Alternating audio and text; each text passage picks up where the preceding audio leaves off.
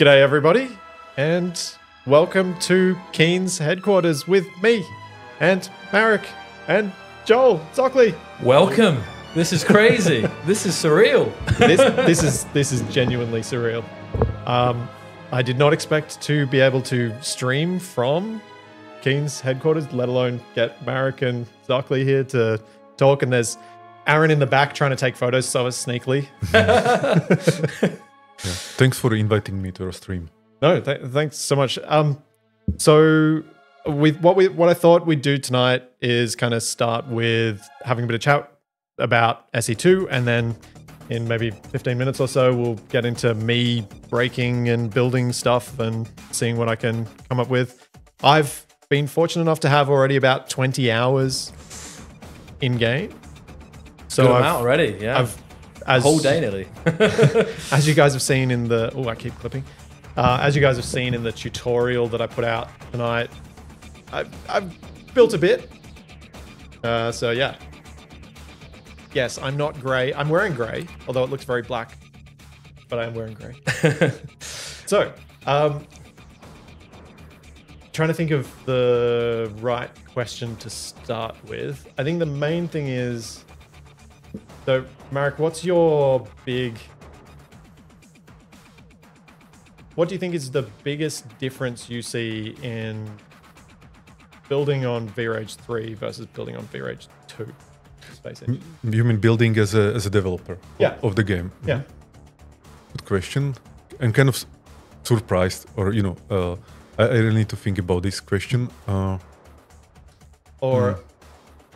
I suppose I can give you something easier if you want a bit of a chance to think about it first. Actually, it's a good question. Maybe from my point of view, as a developer, there is not much difference, as a game director, as a CEO. But of course, the difference is in the result and how the game looks like, the quality level, and the possibilities, the flexibility. Because in V-Rage 3, we have proper animation editor, we have proper particle editor, we have editor for the blocks and for any kind of like data in the game. So this is a big difference, which I'm not experiencing myself because it's usually not me, working with the tools. It's the team, but I see the result and I also care about the efficiency of the work. So that's that. Maybe another big difference is that V-Rage 3 for me is a new thing, and we are basically at the beginning of it. So it feels like worth investing into it and really build it into strong tool that we will use for SE2 for next 100 years. So yeah, that's it. So I was kind of talking to you about this yesterday as well. With the aim for NPCs in SE2, obviously way down the track, understandably, but it's one of the things that people like me always want to know.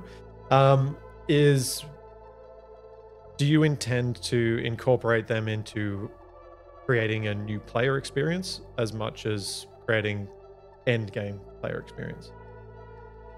Definitely new game experience. So what we want with the NPC is that to make a feeling or appearance of a living world. So not SE2 should not be an empty space, empty solar system, but you should feel that there are things happening and things being orchestrated by these NPCs around you. So you are not the only one, kind of like the mover of things in the game, but it's also the NPCs are moving the story or the activities around you.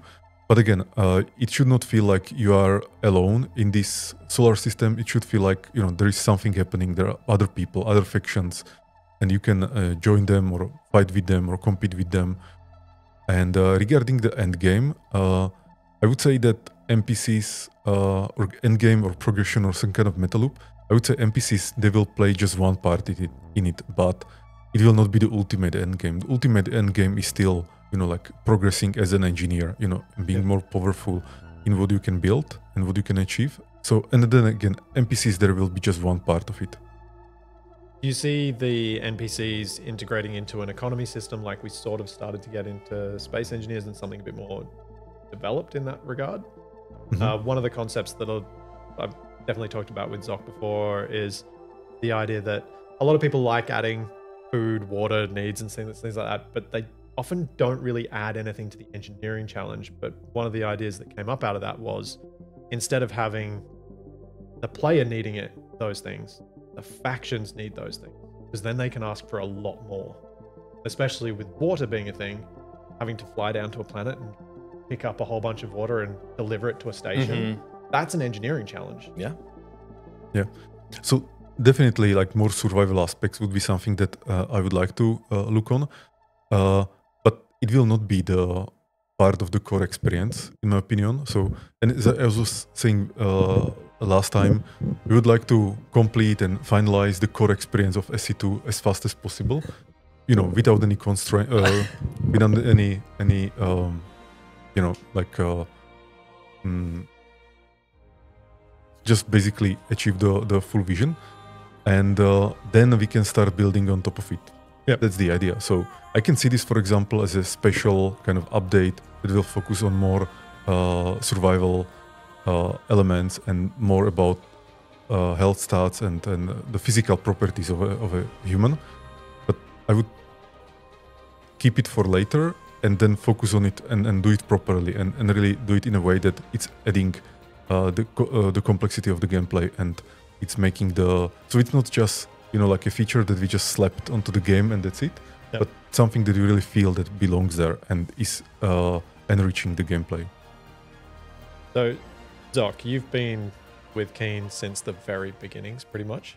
Yes. Well, not quite the very beginning. Pretty close. But I've been here my whole 20s, which is crazy. It feels like my entire life, because I don't really remember a time before Space Engineers. Like, I was a teenager, yes, but I was just telling Marek, we were telling a funny story earlier in the car when I was driving a Marek, but it's okay. But the point is, sorry, I kind of cut you off there. You were going to, I think, a point to that. No. But no, it's been a long journey. It's been a long journey, and it really feels like it's been 10 years in the making. Even though the game's only been worked on, you know, 2-3 years now. Like, I think the kind of, it's been over 10 years since SE1 came out, and it's been an incredible journey. And now here we are on the eve almost of SE2's release, and you're going to see it played by the man himself very shortly. Soon TM, yeah. Yeah. So, I need some tips from you on how to not say things I'm not supposed to say. Because I've learned some things this weekend that I'm not supposed to, this week that I'm not supposed to say. So I'll say this: if anyone out there manages to get Splitzy, kidnap him, you know, he has a lot of secrets now. I'm getting Aaron's off the camera saying, like, cut that. No, but I think honestly, I'm really happy that we were able to share some of the really amazing things that are coming in down the pipeline. And I know Splitz is going to be like itching. You're going to be itching to probably share these community. But even in your head, I feel like you can. I think you probably have a good feeling of where this has headed. Like, you know. Yeah, I think the thing for me that has been the biggest thing I gained out of chatting with you for ages yesterday and chatting with the developers, Natik, and everyone yesterday was that all of the things that make people who are masochistic players like me worried about things that might make the game a bit easier, a bit more approachable, those are probably good things for new players. And those of us who are masochists like me can mod them and give the thing we want. So I think, and like, because literally every single thing that you've mentioned, like the prevention of crash damage at certain speeds, the way that things come to a halt, all of these things seem to be modded. So moddable, which means we can make the game what we want without having to harm that new player experience.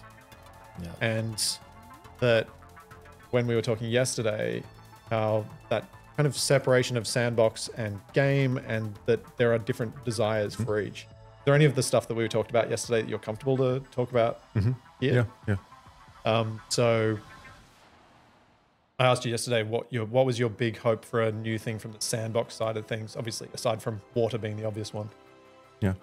So my answer was landing gear with proper pistons or springs. Yeah. So landing gear that will, you know, like squeeze or, you know, like press itself when you are landing, and you will feel that effect. some kind of suspension in the landing gear. That would be amazing. And but that's a little thing. And I have actually a huge list of things that I would like to add, on top of the core experience of SE2.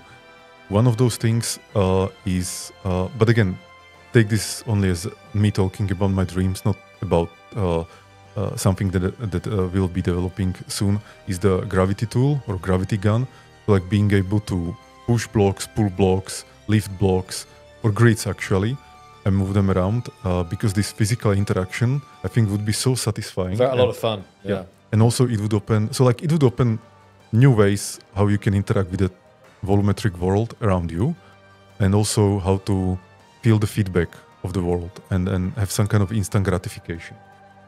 And actually this topic of instant gratification, that's very important for me, and that's why we are improving animations and particle effects, sound effects, and the overall, and also the UX, but also the overall feelings and the feedback that you are getting from the game. Because for me, this is always probably the best part on games, is just like these little things that give you some feedback and some satisfaction, and they just feel good. So I don't even need to play games for hours. I'm sometimes happy just doing these things.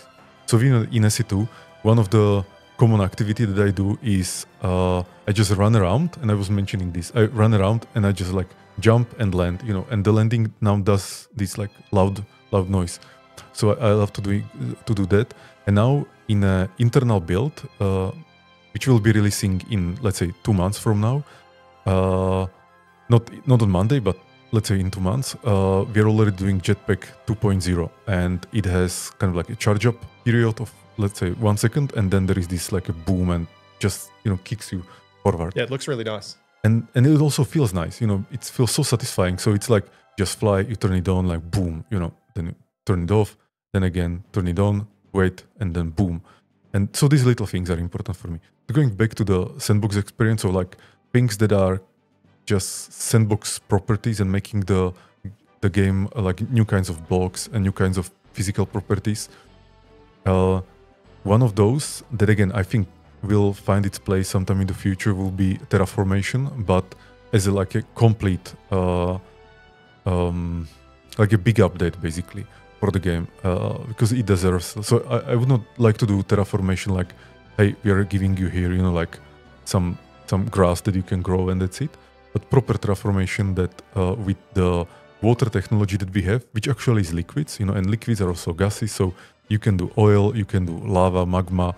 We could do even volcanoes, that would actually like, there will be the core of the volcano, and then you have the magma or whatever. It would be like pushing. Funnily, like because we have all these things, we have the pressure. There will be pressure, and then it will just explode, and you will see how the material, the voxel material, actually changes the shape of the planet. And so that's just one side. Another could be that you can be building oil rigs and actually, like building a derrick and a pump. Yeah, a pump jack. The same for gas, and or you can be actually like growing things. So you could be maybe growing new trees, you're planting new trees and then growing them, or some farm or some grass, and so on. So that's something that I definitely would like to play with, because the engine that we have, I think it's the right type of engine for this kind of thing. Maybe one of the few in the world that allows this kind of dynamic environment. So why not to push it even more, to the Terraformation? But again, that's something that is like far future from now, and I should not be even talking about it now, well, a few days before the release. The truth serum has been injected with a pre-stream. I can distract you briefly with 2 things that you said that made me go, wait, what? Gravity gun? Gravity tool. Cool. So we're getting the grabby hands mod, basically, or the mag tool from Half-Life. I think it's gravity gun. Like the one that I see in my head is more like the Half-Life one. Yeah. That you can operate with the grids on larger distance. And the second thing you said was something that I wondered the very first time I started seeing the water simulation. You said that fluids can be gases. Do you anticipate using your fluid simulation for air tightness? It's different algorithm. they are kind of connected, but it's different algorithm. There are many differences, and I think the air tightness that we have in SC1 is quite good. So we'll probably like mostly port it to SC2. Is that because it's more performant? Well, what I meant is that the water needs to, because with the air tightness, basically we just need to detect where there are leaks. Yep. And we'll be probably also visualizing where there are leaks. Like one of the mods that I have seen is doing it, with like you see the flow of the oxygen. Digi's one. And so we'll be doing something like that. But you don't need to. We are not visualizing the air. We are not visualizing, kind of like a surface of the air. You cannot be floating in the air, and there are many differences between the air tightness and the water. And even in terms of development hours, air tightness was made by, I guess, like a few weeks of work by one person, and the water is already two or 3 years in development. 2022, I think we were saying. So it's and now crazy, the team has the water team has, I think, 4 or 5 people. So just to give some example of the scope. And what else? But what I meant by water being used for the gases, that's for like when you want to also visualize the expanding surface of the volume of the gas, and because you just change the Viscosity. the viscosity of the liquid, and it kind of becomes a gas, at least simulation wise. So that's that. But it's not just the gases. What I'm looking forward to is really like to being able to drill up oil, or magma, doing the magma thing and so on. So that's something that I think will be super cool. So does that mean you can have liquids under pressure potentially? Because if you're drilling down, presumably to allow it to come free, either we're going to need a pump block that can create negative pressure, or we're going to need to have things that are under pressure that as soon as you poke that voxel hole, it then starts spurting out. Well, I think one thing to talking about this is that I think we can talk about it because it's actually been posted on socials already, and this is this test scenario that the team has, and this is this dam, right? And you might have seen some of the pictures of this dam, but this dam scenario with the water behind the dam, this is like one of the kind of testing scenarios for the water team. And obviously with dams, also come various things and pumping and so on. So I think there's, I can't speak for all the stuff that the water team are like, because they're obviously experimenting a lot, and like how much of that will come with the initial release of water is another question. But yeah, there's an amazing amount of water functionality. Like we talk about this pressure, the viscosity, all of these things, they can manipulate it in some amazing ways already, to be honest. Yeah, so some kind of pressure that there is already. So for example, when you have the water dam and the water level is there's gravitational. Here.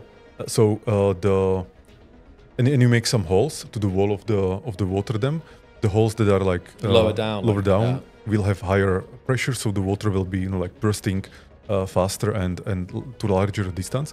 But that's kind of pressure due to gravity. And I think, would you ask with the lava magma, it would be the opposite of pressure, that there is some kind of heat and like whatever, there is like on the bottom of volcanoes. It's compression, I guess, is more what I should have said. And pushing it up.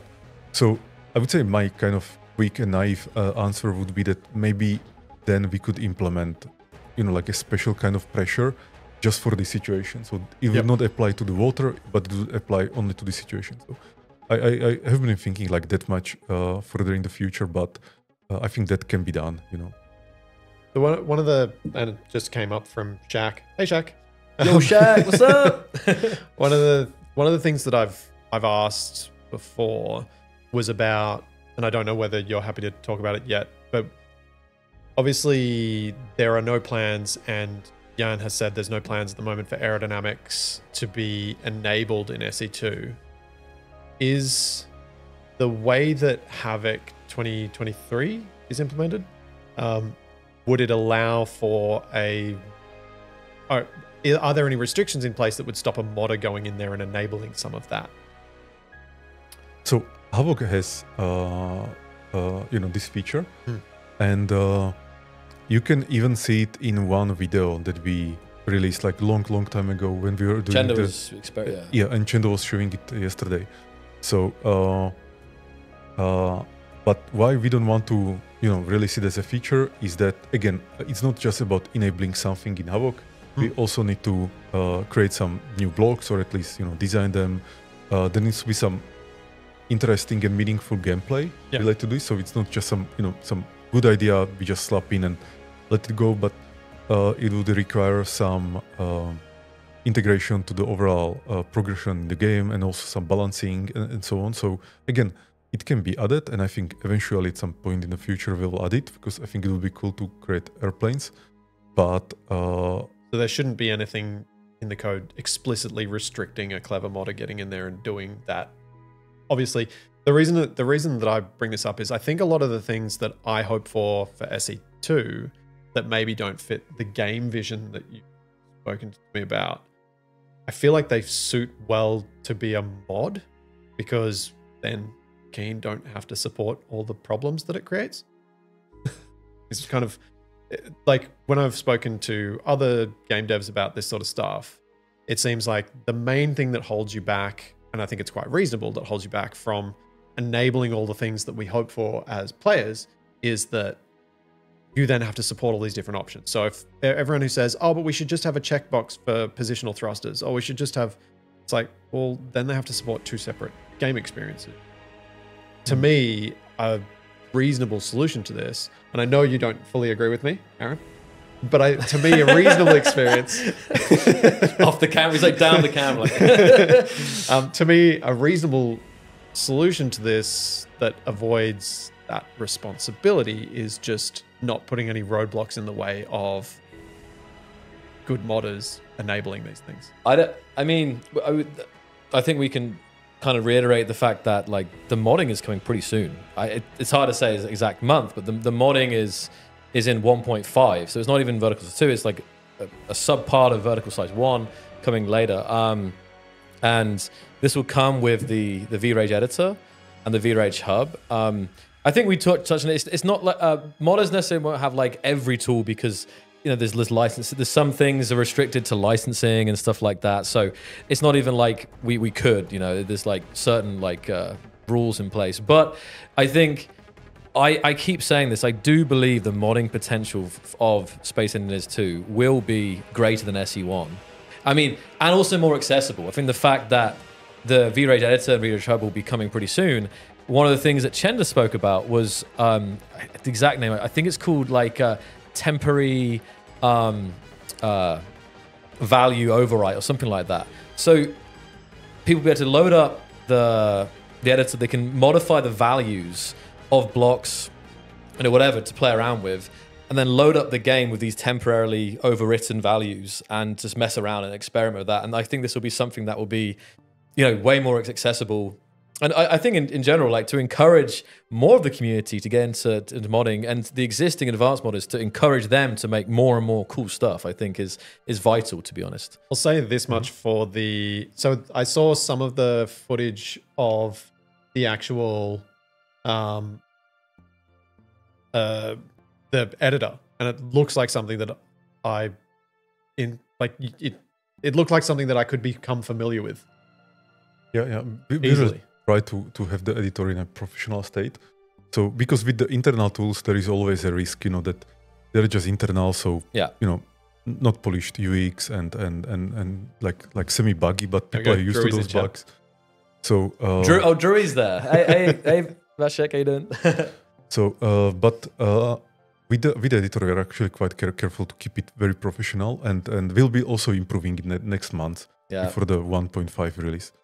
And but back to your question regarding like how many, let's say, checkboxes there should be in the game versus let it to modders. So my vision is that the default game or the vanilla game should be polished, high quality in terms of bugs and stability and so on. And if there are too many, let's call it like branches, that the game can be played, then it's impossible for QA to actually go through it and test it, and for us to assure the quality and not just bugs, but even the polish and everything. So we really need to be careful about picking our battles, and we cannot like go into hundreds of battles, because then you will have to actually reduce the quality. Yeah. And so we want the vanilla experience to be just excellent, and all these other things I think are left to modders to modify with them. That's why we were always like super modder friendly and making the game open as much as we can.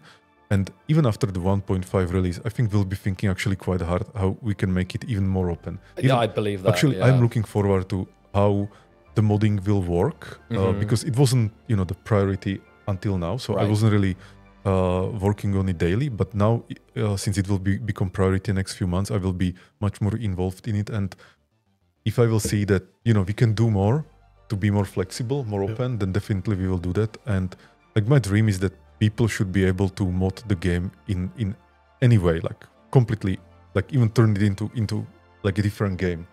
That's what I would like to do. Cool. I saw a question. I just You go. because I saw Shaq asking about the cinematic tools. Yeah, Nabarine was asking about that earlier And as yeah, well. I thought it makes sense. Content creator here, and making cool stuff. And I know I see names in the chat who I know make cool videos. So we had a little chat about it earlier, and the question was, Marek, like, will there be cinematic tools in Space Engineers 2 and maybe better tools? I mean, I can talk about it. Maybe you can touch on that, because obviously we're using trailers right now, but yeah. Yeah. So even in SE1 we had and we have the replay tool, which is a tool where you play the game. The game records the actions or the key presses or the mouse presses that you are doing, and then you can replay the character while also playing as a new character. And you are recording that new character, and then just repeat, and then you can be basically, it's like, I can say that the trailers that Joel was working on, and you can see 20 characters on the scene, it's actually 20 Joels. That he was just playing it like first as Joel 1, then Joel 1 was just like replaying the previous activities, and then he was playing as Joel 2. It's a long process and to layer these all up. and I've been there. Yeah, I've been there. yeah, stacking it up or layering it up like that. So that's already in SE1. We already have we have it in SE2. Currently, it's we call it like a debug tool. So it will not be available to player. It will be kind of hidden because the UX is not ready. It's really like it's kind of temporary quality for us, so that we can actually do some trailers. But the plan is to move it to admin tools, where it will be more polished and then available to players. And actually, there will be one new feature that we are just starting to implement. We call it multi-character emotes. So the idea is that with the replay tool, as you know it, I don't know if Joel, you know about these multi-character emotes. So the idea is that when you want to have two characters that are interacting, let's say they would hug each other, or like two guys would be fighting, like punching and so on. In the current game, you can do it that you would be playing as two characters, but it would be hard to synchronize it. And also it would probably look very weird, because we don't have animations. Oh, and also, Well, there for wouldn't example, be any weight behind the movements. A lot of it. and also the character capsules would probably not allow you to get so close and so on. So what we did is this, or what we are doing is this multi-character emotes. So an animator, he would be able to create animation with two or more characters, and then this will be imported to the game, and then with some key press, you will just play it, and it will switch to these two characters. So you would be able to, so basically in the replay tool, you will be able to have animations that are not just like the game animations, but it's kind of custom animations, and also multi-character. Yeah. So I'm actually looking forward to this quite a lot, because we really need like better cutscenes, where the characters are interacting or doing even some custom things. Because when you look on cutscenes or movies, like they are not doing just some predefined set of 20 actions and that's it. Like no, they are doing like so many things. I can say this much for the current, even in the current build, the spectator tools are pretty much the same as what we've got in SE1, but with some better controls. One of the things that's different spectator cam wise is instead of F7 being this weird position that the camera gets shoved near your character to try and bring the spectator back, there's actually commands specifically for either bringing your character to the spectator or bringing spectator to your character, which from someone who messes around with spectator cam a lot is actually really good. And So there you go. Nabarin's excited. yeah, it definitely like I say I say there's been countless conversations these last days, and I wish we could cover them all now. But there was just on that same topic. I think what you were saying, because as you guys know, the story campaign is a plan of is part of the SE2 roadmap, and obviously for this, it's vital that all elements of that are actually also high quality, and that includes like cutscenes and stuff like this. And we really love to see the videos the community makes, and if these kind of cinematic videos. So as much power to give the community as possible is always going to be a good thing in that regard. So I feel, don't worry, we're definitely with that, and we want to have amazing replay tool and video creation tools in the game. Sure. Yeah. This is great to see so many people here. It's great to have you guys here today. And I'm so happy. It's been so many years in the making to meet Splitzy. We nearly crossed paths We were so a couple close, of years ago. and then some weird, horrible virus got in the way. Yes. Something. Yes. Yeah. Exactly. Yeah. So it's I mean, the only reason we got to meet was because Marek flew me here. But thanks for flying here. It's quite a distance, so I Thank really you for appreciate flying me it was here. a long journey. There was. I was thinking there was one thing about the. We were talking as well with the. No, I've gone blank. It was to do with animations, but I can't remember now. I've just got like the stream So maybe. I think I have an idea of what the animation thing you might have been Okay. thinking was, which was facial rigging. Yeah. I mean, Marek can like facial expressions, facial expressions and and lip stuff. sync. Yeah. We'll be implementing that. Actually, we should be starting on that. Right now, in like following weeks or months, and so the idea is basically to just try to make facial animations with the technology and the renderer that we already have. We will see how much enough that is, because actually to do proper faces, you need to do a lot, like different rendering of the skin and many other things. So we'll see if like we just doing it with what we have is enough, or if we will need to be pushing the visual side of it. But we will definitely need to have facial animations and lip sync and so on in the game. Otherwise, you cannot have just like dead stares. I can hear Chipstick salivating from here. Yes. Yeah. The chat is great. This is some great comments here. Yep. Yeah. So go on. You go. No, So- I was going to say, it's funny. Some people are saying like, "Oh, Splitzy IRL." Like, I mean, we spoke about this. So you have showed your face in videos, but for a lot of people, this is the first time seeing you on camera. I've been on TV. Well, the more you know, right? Yep. This is crazy. Yeah. The cold dead eyes of my Space Engineer's character. Yeah, but so I asked you about the sandbox goals you've got. Is there any of the game goal side of things you want to talk about? It's still this part is a little bit open. Like we are still discussing with designers, and we didn't close the topic. But my, let's say, feeling or vision about the feeling is that I would like to have their clear objectives and clear progression, so the player knows where he's progressing and if he's getting better. And so that's the simple answer. That in SE1 we didn't really focus on this much. It was always about like give players as much freedom and so they can be creative and don't tie them down with some like specific goal. And in SE2, I would actually like if it is not a goal, but more like some kind of measure or some kind of metric, that if you are increasing it, that you are progressing it, but you can be increasing it through different means. So it can be, doing contracts, like expanding your bases and your influence, or maybe discovering some new locations. So the exact thing is still not settled down, but definitely I think the game needs progression and meta loop and easy communication to players, so players understand what they should be trying to increase. Yep. I just saw a question that I think, Marek, you can probably answer immediately about using data-driven structures. Okay. Yeah. Like the whole game is designed like that. The editor is basically just an editor on top of this data, and then the second thing is the data-oriented entity component, data-oriented system that we have, so that the game is like much less or almost no object oriented, and it's just like data being processed.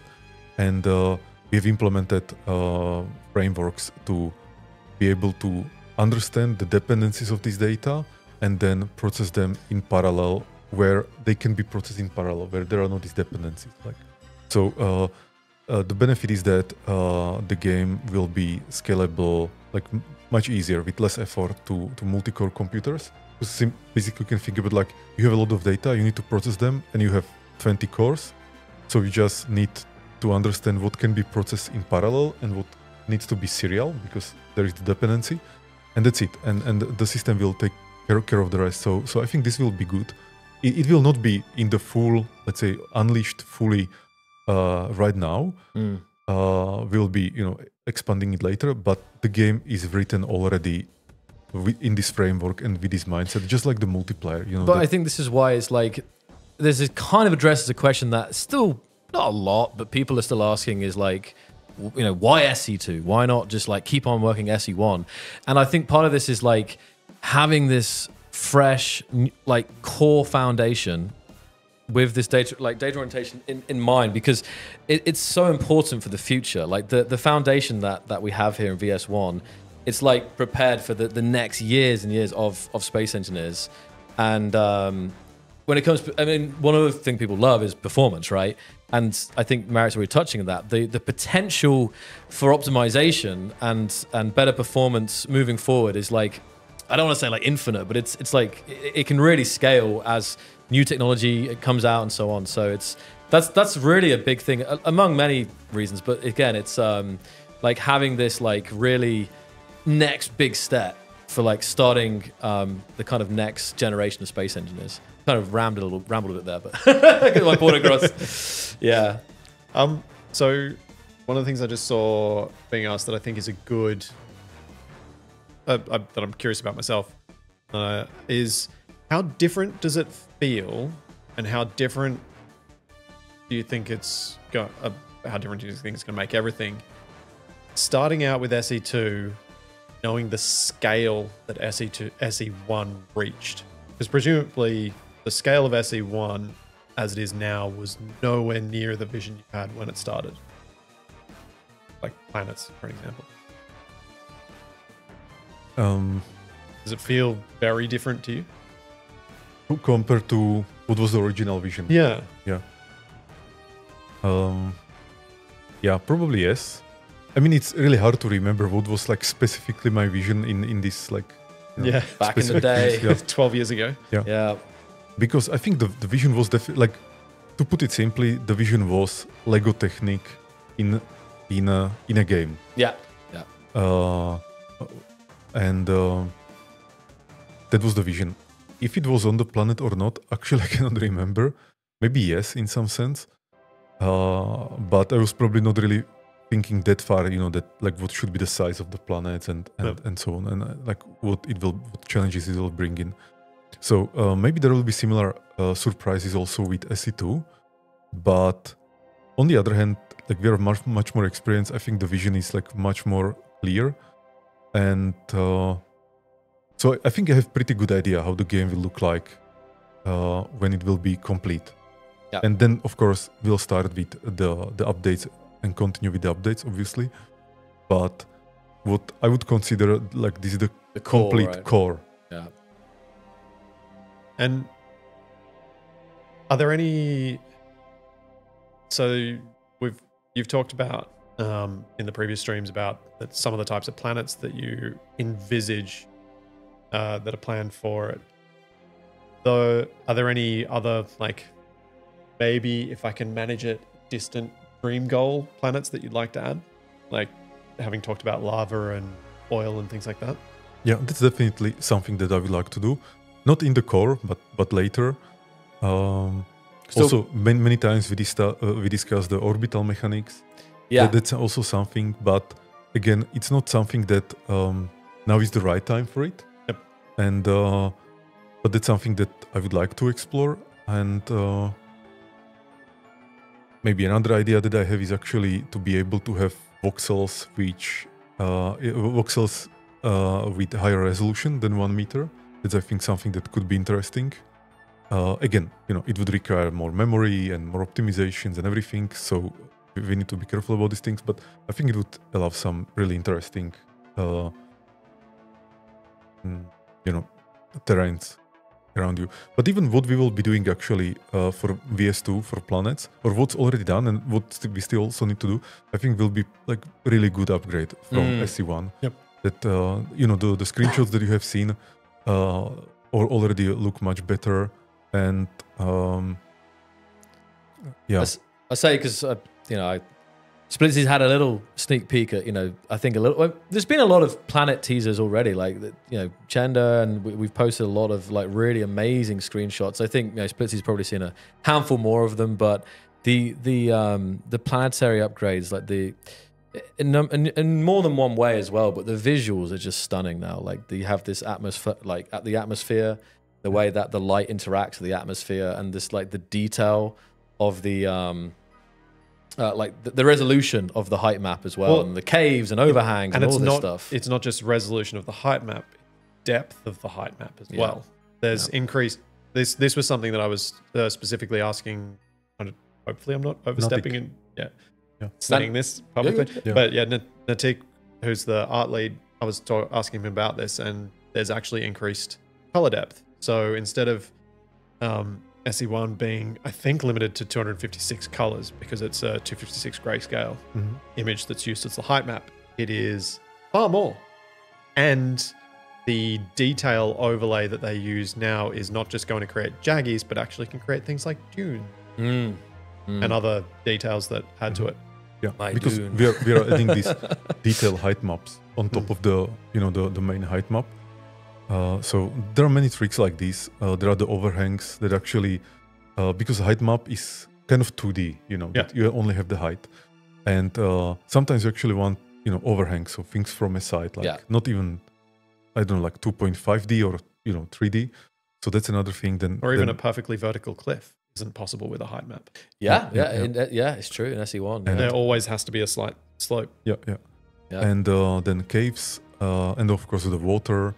And then, for example, small things like rocks scattered around, and all these little details that actually are necessary to create good-looking planet.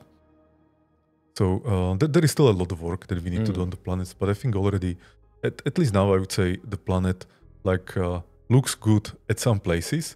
And what we want to do is that it will look good, or it will look beautiful on basically everywhere you walk. Yeah, that's a goal. That not just look beautiful somewhere, but everywhere. I mean, more like this is something that you've also spoken about a few times already, is the fact that it's so much easier to just take a screenshot and the game just looks amazing, like in different angles. And I do think that there will be like a screenshot competition pretty soon after release, because just encouraging people to send their most amazing moments but that's just like space right now. But on planets, it's going to be.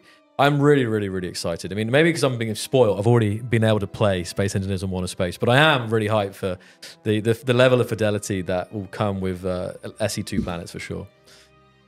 So, obviously, planets is the obvious one to ask about it. What about other different types of asteroids? Because we were at the National Museum today and we were looking at like some of the crystal structures, and it made me think of some of you may be familiar with the movie Titan AE, where there are large ice crystals formed into asteroids. I'll show you a picture of what I mean so that you can get a bit of a visual representation. So I took a photo of this because I'm like, oh, I should show this to Marek and see what he thinks about it. But basically, this piece of antimony has this sort of crystalline structure that I think in SE would look amazing. Oh, as an asteroid, for sure, as just a different type of asteroid, because especially with the new voxel structure and having something at that sort of size just creates a totally different environment. Like if you walked inside of like one of these asteroids here with like the holes, and you went inside, and then it would be like. Let me see if I can. Yeah, here we go. Yeah, the cameras should be good. Like, come on, is it gonna? Oh wait, you put it closer. It should. Once it's is autofocus turned off? It shouldn't be. Let's zoom in. I can do it. Hold on. I get up here. Wait. We'll get that. Highly professional streamer. Oh yeah, manual focus. Oh.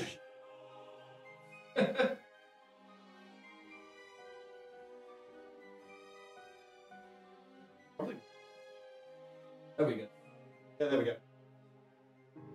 That, just imagine that. Yeah. Like, you go in, like, really sharp, jagged. Good enough.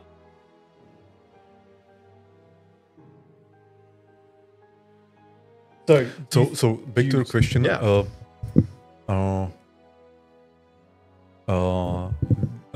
There are, I would say, like two types of asteroid materials. One is, the rock and different kinds of rock, and then there is ore, and ore will be usually like inside. Yep. And I think we don't have this. At least I cannot remember, but I don't think, because I think I know about it. This kind of crystal-looking material. Maybe it would be possible to do it with the tessellation that we have for the materials, for the voxel material. So, yeah. Again, So maybe. Yeah. Yeah, I presumed it wasn't something that had actually been maybe even thought about. But when we were looking at these rocks, a few of us just went, hang on a second. That would look epic to build a base on. That would be just really cool to have to dodge with your ship. Just because it's a different material structure to what we've faced before. And obviously everyone, for understandable reasons, looks at planets and like, which different planet? But asteroids getting some love from that would be quite cool too. And then Drew saying, show no more rocks of Split Sea. Rock tour. No, I mean, definitely. It's funny, I can see that. I can close my eyes and imagine walking into one of these asteroids and just seeing like all these jaggy, kind of structures poking out. That's wild. Now that I'm asking about modding planets, I actually asked a question to Natik about modding planets as well, because he was talking about Keen's proper workflow for making planets. And I asked, are you planning on making that workflow public? And he said, yes. So I think that's going to make hopefully public in a way that even I could understand it, because I've looked at modding planets in SC1 and I've kind of been like, I can change existing ones and I've changed height maps for existing ones, but I feel like having that guide from an artist about how you approach it would, for me, be amazing. Because for that sort of thing, I think more like the artist would than a programmer would. There was something I'm not sure, something that I think we can say, like there was this thing about, I'll just say, Marek, do you know this thing with the planets about projecting shapes onto the voxel? I'm not sure if there was something cool in this recent presentation, which I don't know if this is like an experiment or if this was actually something there. There was that cool structure that they showed. I'm not sure if you know that what I'm referencing. Oh, okay. You know what I'm talking about. Yeah, I know exactly what you're talking about. I think Natik is able to inject any kind of shape to the height map. Yeah. So here's some custom, shapes. So there was like, for example, I can say, I think, so it's not a picture, it's just talking. So there was like this, like kind of like a skull shape, like you can see like a human, like it was like an eye and like this kind of skull nose. Shadow got very excited. It looked like it was coming out of the planet, because this was again something that like with our tools, Natik was able to like apply like this object to the. It was crazy, honestly. I think he said it was a detail map. Is that right? I think he used I think that was a detail map. So that was the same thing that was applying the dunes and some of the other things. I think that's what he said. I mean, just to clarify, it wasn't like a whole planet, like in a shape of something. It was more like you had a planet and there was like a section of like the height map, and then there was like a shape on the planet. It wasn't like the whole planet was shaped like a. It looked more like a skull-shaped ruin under the sands. This is some leaks here. No, it's fine. Aaron's got like the sniper outside. Yeah. Well, so, like the face on Mars, exactly. Yes. That's probably more accurate. Yeah. Yeah. Oh, and I saw someone when we first started. Someone was like, "Oh, Keen didn't even give Splitsy a t-shirt, but you got one, right?" Oh yeah, I got a t-shirt. Yeah, yes, he's just not wearing it right now. Yeah. We should go. I can run downstairs and equip him. Yeah. Keen actually gave me 2 of these little guys, so I can bring one home to Capac. Yes, surprise. I think he already knows, right? So I sent him a message because I'm like, I'm gonna say, and he is very excited to get it. Very. Yeah, and so a long journey, carefully transporting these home. Yeah, I'll wrap him in a blanket, put him in my carry-on. Yes, that's the sweet, awesome. So we should have got him in like a developer. We should have like done like a trick and say, hey, Splitzy is now on the team. That would have been awesome. Is there anything else you two want to say before I start? I think it might be time for you to. I would like to ask you, because you Yep. have already 20 hours of experience in Yeah. SC2. Yep. Like, what's your take on it right now? I have had a lot of fun messing around with the tiny blocks, making things that I assume will get added as full blocks later, but just being able to work at such a small scale and being able to know that the 25 centimeter cube scale is the scale that the occlusions are at as well. Like, so for example, one of the things I did with the shuttle that some of you would have seen in the tutorial video I put out, that shuttle is impossible in any way, shape, or form in SE1 because the front windscreen is actually partially inside what would be the block space for the control seat in SE1. But I pushed it as close as SE2 allows me to. And while I was doing that, hoping, down the line we'll probably get smaller windows, which means I can bring that in even tighter. And it means instead of needing to have 4 or 5 different cockpits, when you've got that small an occlusion, we can make custom ones that suit our ships. And that potential is, I think, what's really exciting for me. And having point lights cast shadows. I love that. I mean, I think that was one thing that just makes me happy. Yeah, but when we were showing the gameplay the other day, like people were like, the lighting looks real. I mean, I think we knew this, but like I think when you step into the game, I'm not talking about like watching it through like a stream, and normally streams are compressed. When you actually are in the game and you're walking around, the lighting just feels so much better. It's not, and if you go back to SE1, SE1 looks good. Don't get me wrong. But when you go back to SE1, you appreciate even more the upgrade of SE2 lighting and the shadows and the ray tracing. It's really incredible, to be honest. I do also, while some of the controls, and I know you've talked about they're in progress, you're going to change some of the ways the controls are working to try and make them more comfortable, more efficient. The efficiency change of moving the rotation keys from home insert page up, page down to WASD QE is huge because you don't have to look away from the screen. That's nice. And I know that was part of the feedback form for testing it, and I think, it works. There are some finessing things that I'm sure will get improved over the coming months, but as it is now, it achieves the goal that I presume was the goal, which was stop having to look at the keyboard. Yeah. I mean, that's another thing. I think you already mentioned it at the start, but it's like making the game more intuitive, making the game more accessible is a huge part.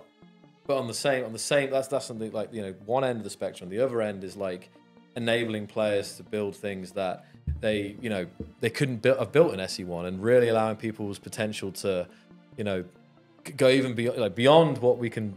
I know that once this releases, we're going to be blown away by what the players do with this game. It's very, very exciting. But yeah, it's, I think it might be time to get Splitzy into the game. Pretty soon. I think you guys are ready, right? Yep. You guys ready? But I just want to say before that, thank you very, very much for Thank you for the coming. opportunity to be here. It's been awesome. Finally having to have a chat, having played the game for 10 years and missing out a few times on being able to come here. But yeah, it's been awesome. Thank It you. happened, and I hope it happens again. Yeah, definitely. Yeah. Thank you, and I'm looking forward to Monday and to what players will create, and will be their feedback. That reminds me of one funny thing that happened downstairs was that Marek, we just suddenly realized that the ladder video that Splitzy made all those years ago, Marek loved that video. He was like, wait, you're the guy who made that like super credit in the ladder video competition? So for those of you who might remember, the ladder that I built that went from the surface of Earth to a moon that I'd slightly moved close enough because I ran out of physics shapes. Because the ladder had to be the ladder couldn't be long enough to get to the moon because I ran out of physics. I hit the physics shape limit. But I could get it close if I moved the moon just outside of atmosphere. So yeah, And I was surprised you remembered that because that's a few years back now. No, I remember. Like that was a big thing. And actually, I will go home and watch this. And watch it again. I'm pretty sure it's on Twitter. And yeah, Maybe even still on YouTube, right? it should be. Should be, yeah. So You'll find that. I will Yeah, search it. yeah. And I think that's a question that was still pending is the shape limit. We'll definitely, I think, respond to it at some point. The shape limit. Yes, I know this is still not everyone's asking about it, but players are asking about it. So I did see. So the question I saw asked on Reddit actually was, "Is there going to be a higher shape limit?" And hopefully we'll find an answer from one of the programmers I that's think sure Chenda about it would because you know, weren't we should- 100%. Yeah, yeah. So for Chenda, I'll ask him about on Monday. Yeah, well, this is awesome. Cool. Yeah, thanks, man. All right. Thank you for being Thank here. you very much. Now you're going to enjoy Thank you an again. absolute. Yeah. Bye-bye. What we might do, Zoc, can you pop us on the on the- starting soon screen? 'Cause Okay. we don't have a Be Right Back screen. And I'll have to do some microphone movements and some chair rearrangements and things. And Thanks, maybe Mark. get myself a drink. And then I will be back and we will play some SE2. Many hours of it. This guy is going to be up all night playing SE2. It's going to be you might be the first person to break like 24 hours. What? No, I don't know. Actually, I wonder who has the most hours. Probably someone in. I have some guesses, but I probably shouldn't out these people as not having undercover. that access. All right, well, guys, it was great to see you, and it was honestly, I can tell you, I want to say this. I always knew he was a legend, but after meeting him in person, this guy right here, special guy right here. So on that note, we're gonna go to the intro. Yeah, we'll be back in just a sec, guys. All right, bye, guys. Cool. Okay, and I'm muted. Alright. Is that good? We are back, I believe. Yep. And we need desktop. OBS. Oh. Good. The mic Oh, the is mic. the deck. So Gotcha. The mic is its Gotcha. Learning a foreign system, which is actually an Australian system made by Rode. I would just ask the Yeah. So, chat, does everything sound okay before I get too excited and start getting carried away with things? Yep. Lots of yeses. So I think that's good. Sweet. All right, Alrighty. have fun, guys. Enjoy SE2. Thanks, Sock. So, Space Engineers 2. I had intended to bring that shuttle with me that I built for the tutorial so that I could mess around with it and show off some stuff with it. But I managed to stuff up, and the blueprint I brought was just my thruster module for it. Whoops. So, I feel like what I'd like to try and build and mess around with right now is maybe messing with a station style build more than a ship style build because of the potential for the the partial blueprint system to allow us to build some proper corridors and really cool looking corridors and all that sort of thing. Now, obviously we don't have any subgrids yet, and I'm not sure when they're planning on coming along. And a lot of the stuff that I was talking about with Marek and Zoc just before is plans for distant future, which was kind of cool that I got them to even say any of it. But yeah, this is creative mode with so many blocks. So what I might start with is just clearing up my hotbar, making it the way I like it. Is light armor, this one, and where's our detail block? There we go. So from these ones, you can kind of get most of the shapes that we're going to play with. The other things I need to add are these interior wall pillars, and go with these and these.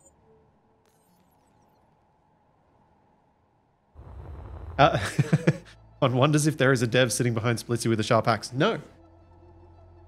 No, there isn't. Just with a barbecue lighter. No, they have left me alone up here now. To play with it and see what I can do. Of course I gotta check. That makes it funnier. Right, so let's have a look first at what they've done with the green base over here.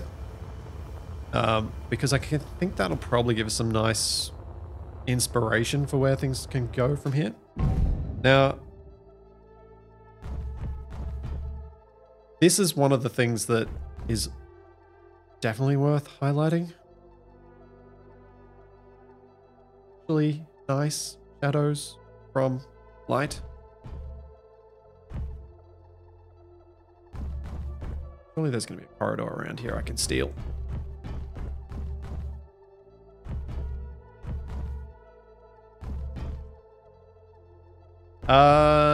There is basically no block light bleed through. No. Lights behave as they should. There's ray tracing, there's bounce. And it looks really, like if I turn off my suit light again, you can see, I don't need to find a darker scene, to be honest.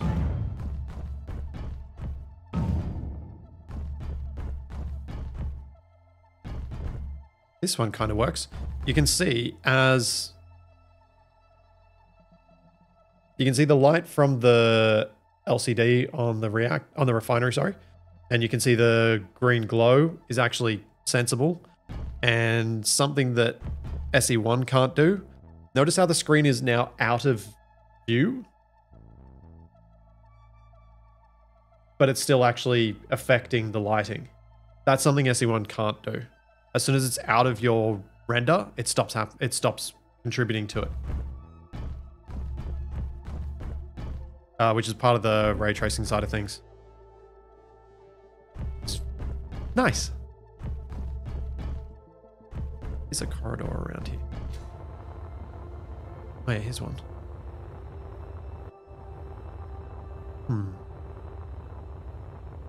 Yeah, I can make something fresh. Let's do something fresh. Is there a spectator camera? Yes. Spectator camera.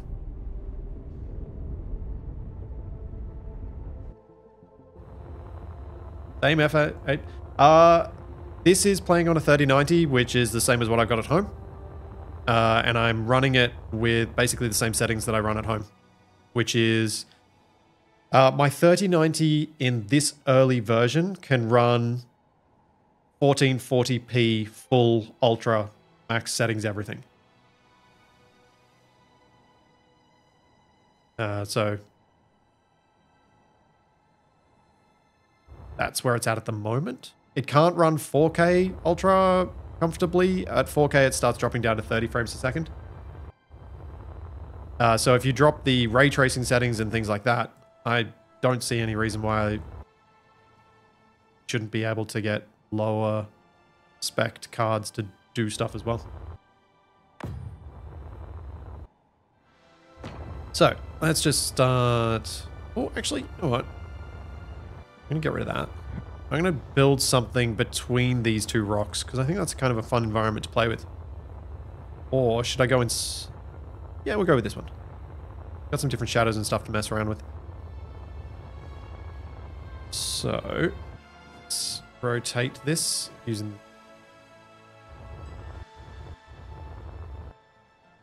Large ship crash footage later. Yeah. Let's see why not. Let's see, does this angle work? Yeah, I think that can work. So one of the cool things that I like about the new build setup is that we can...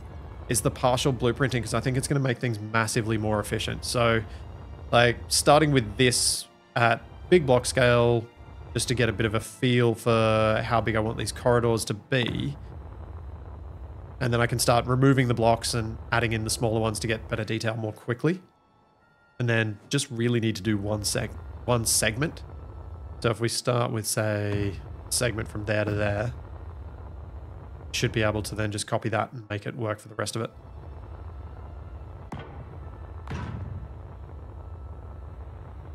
Thinking, go with some windows. Am I doing even symmetry? Yeah. Because you know what? When you're working at this scale, it's actually not that bad.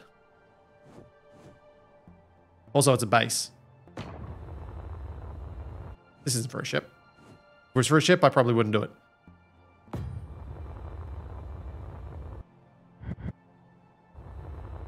So, we may not have pipes yet, but we do have these, which will look like nice piping running alongside this corridor. And we can do things like, let's change to our paint tool.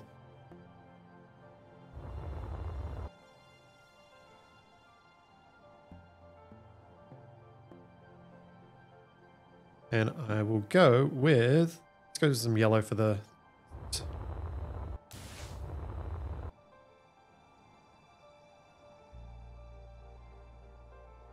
oh, you could go cool and warm, yeah. Not a bad thought.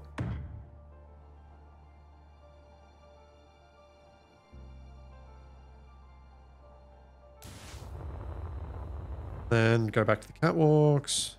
I prefer the catwalks for being something, oh, actually. Let's just switch back to the color that I want. Mustard pipe, very important in a base, yes.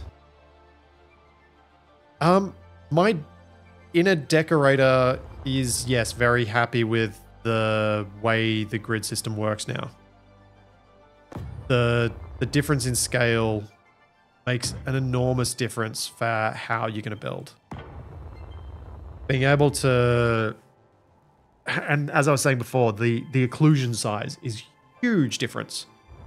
Because, okay, I'm just going to let myself be distracted by random thoughts as we go through, because I think that's probably the best thing for my my jet lag addled brain. So, cockpit. Or control seat, rather. SE1, this is where the glass would be, right? Because it's in the next block space. SE2, it's there. And once we get smaller glass pieces, you can see how easily you might even get it closer than that. And undo. Jet lag or check lager? ¿Por qué no los dos? Hada? I think you know the answer.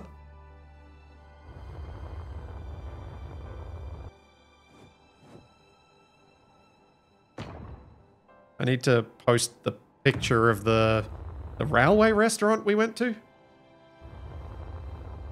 Yeah, you could shape the glass around the cockpit with smaller blocks. And that would allow us to not need all of these different cockpits of this style. Because why do you need them?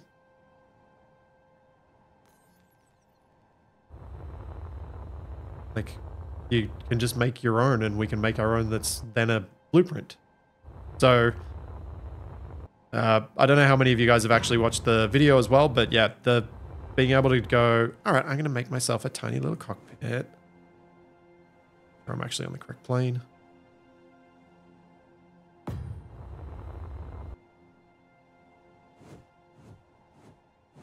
Oops.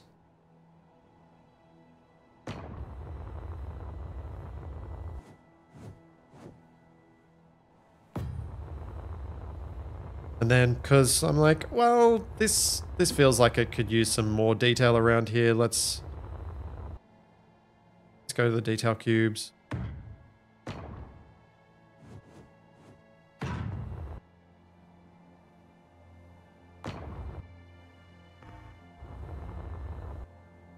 Oops. Switch the type without really.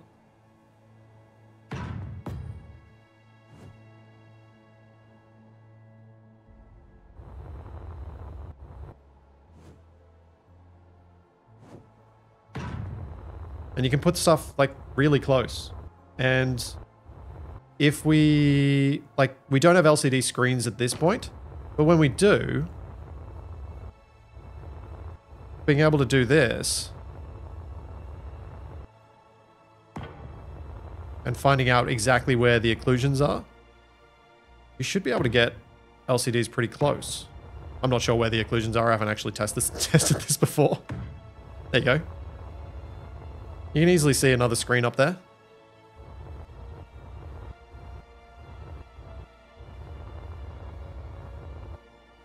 So the old, well, A9, the one reason you can see the old cockpits being useful is because we're not used to building from blueprints. Because I think for a lot of these things, blueprints of a cockpit may replace a fully modeled cockpit.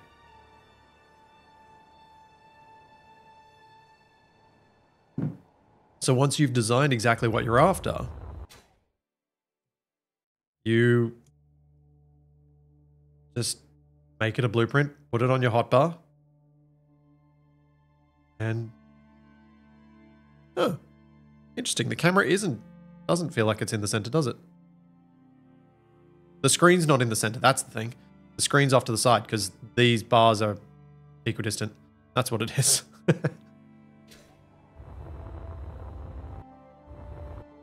Now let's see how far back I can actually get my undo.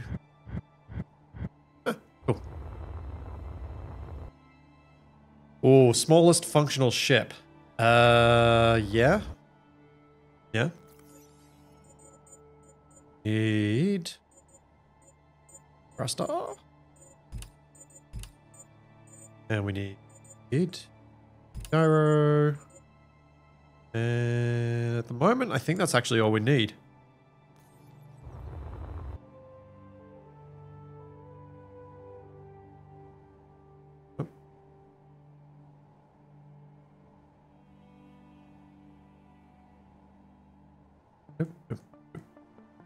That's the smallest thruster we've got. So that's the 1 meter thruster. So at the moment, our thruster size is and gyro sizes are the same as SE1. I have not gotten any confirmation about plans for 25 centimeter thrusters. I really hope we get them, but we don't have them yet. But this would be our technically smallest capable ship, I think. Yeah.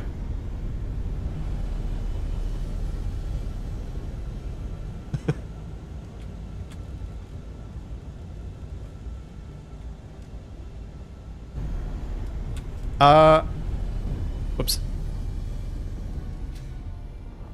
I don't think I don't know if I'm allowed to say what the plan is around how survival may handle this, but what I've heard is positive, and I think it should be good. So don't stress over the how's survival going to handle welding and all that sort of stuff. It actually sounds like they've got a pretty cool solution in the works. It doesn't need a battery at this stage. It doesn't need a power source at all. Power is infinite right now. And it does make me wonder if the battery image that Kanajashi posted on Reddit last night might give us some clues as to why.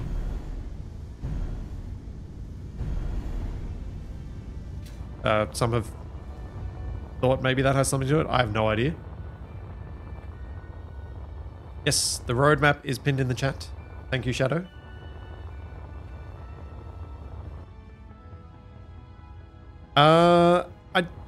I honestly don't know if they posted a video about thruster size that mentioned whether they were contemplating larger thrusters, smaller thrusters, I should say. Okay.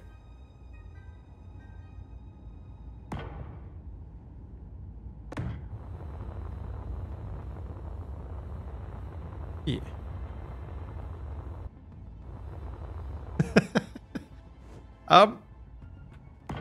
Tommaso, probably not, because Marek and Dean are friends. So.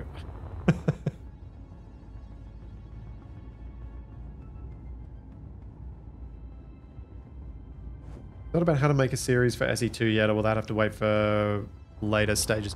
I I think series-wise is kind of a challenge in creative mode for me, because I do think about things mostly in terms of survival gameplay and survival progression. I think more what I would be using creative mode for would be builds. A build that I want to do, a thing like that. Without that sense of progression and growth, it doesn't, to me, for the way I play, suit a series as such. I mean, it could be a technically series of creative builds like I've done on Twitch before with like the garbage truck and stuff like that. But no, I don't think anything like my survival series until survival comes out.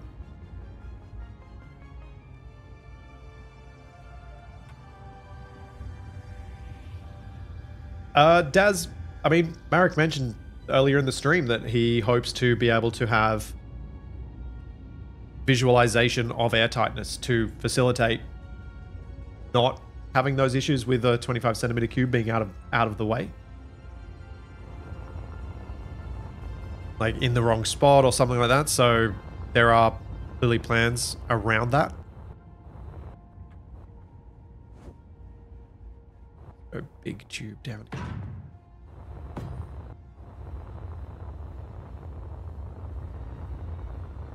And now lights. Let's get some lights in here.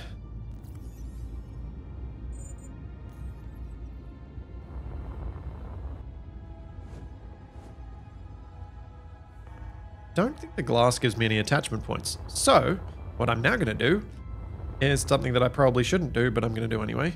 Just make tiny little blocks as part of the walls again.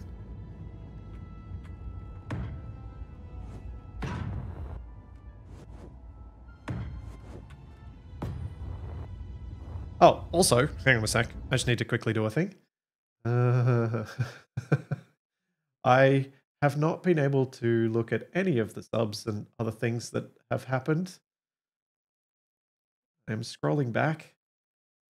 I'm scrolling back.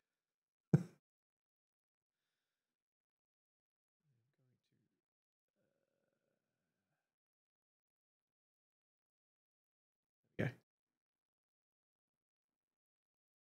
3 hours later. Yes.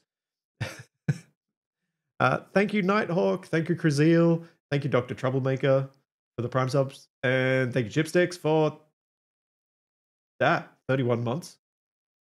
Thanks, Nomus, for the Prime sub. Thank you, Vortensis, for the Prime sub. And Dev, thank you for being a mod. And thank you, Cal, for 32 months. And thank you, Noobtastic, for 2 years at tier 2. And I'll get to some more of these in a bit. And thank you also for the gift subs just then. Send me a new scroll wheel. Well, it's not my scroll wheel. I am brainlessly doing this bit, and then I'm going to make my life easier. Control P.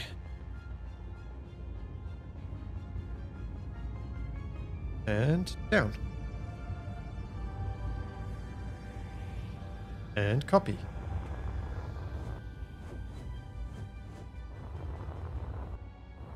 And this is the stuff you guys are going to probably have to remind me to do on stream when I forget to do it, because I am like that.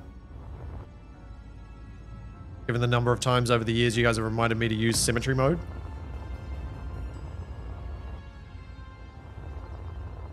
Yep, gotta learn Control P now.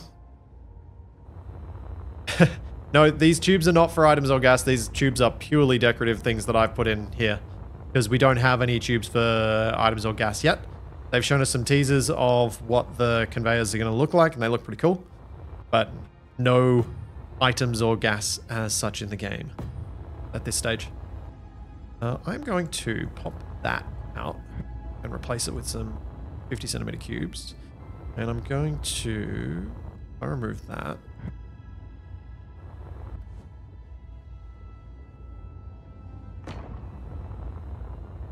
That works.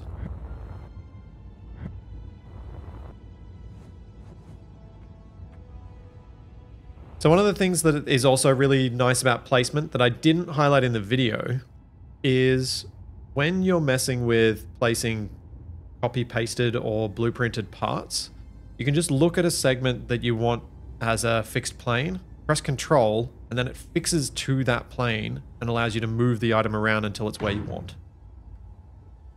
Which is fan-freaking-tastic. Other side, do red, smaller red tube of power? Yeah, sure, why not?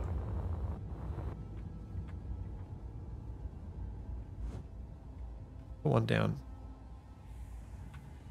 Yeah, maybe. Make that red. I think that'll work. The targeting marker is a massive usability improvement, like enormous. And I've now realized I probably don't want this way. Want that.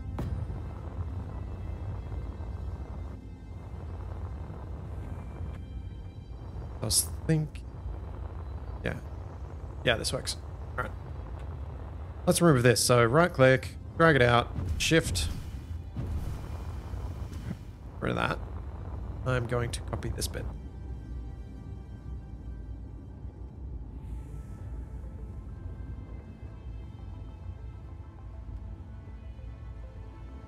Remember to flip the handrail, block the not centered. Ah. Thank you. Yep, I can see that now.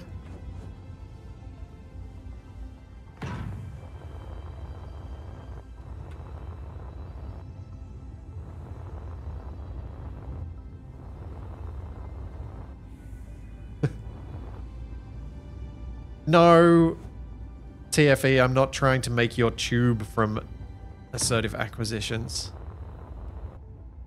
I'm making something better.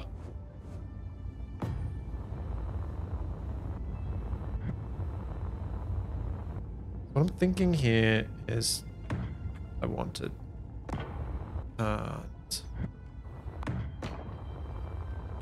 was floating. Can you cut away part of a large block to put inset details inside? No, you cannot. I don't know if that's planned, but at this stage, no. If you cut away a large block, you cut away the whole large block, and then you can replace it with smaller ones. I think there are a few problems. Notification. I think there are a few problems with cutting large blocks into smaller ones in terms of how to do it efficiently, and also in terms of how to return it to being a large block if that then gets replaced. Oh.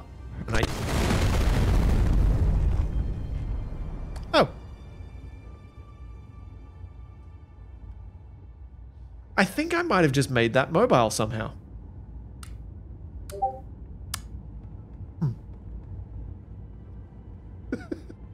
Whoops. I can't undo that, no. I might be able to load a backup save though. Let's see. No, I do not want to save before loading. Thank you very much.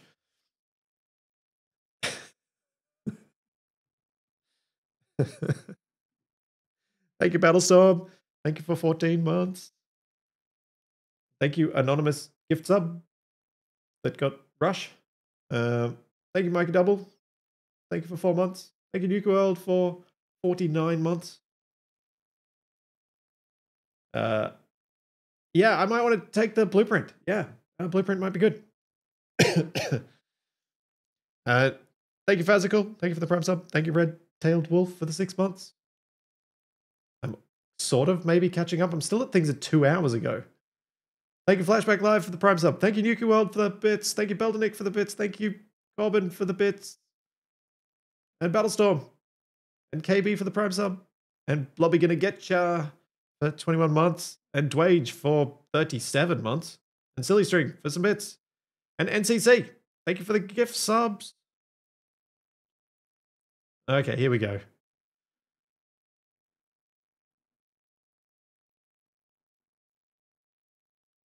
course, TFA.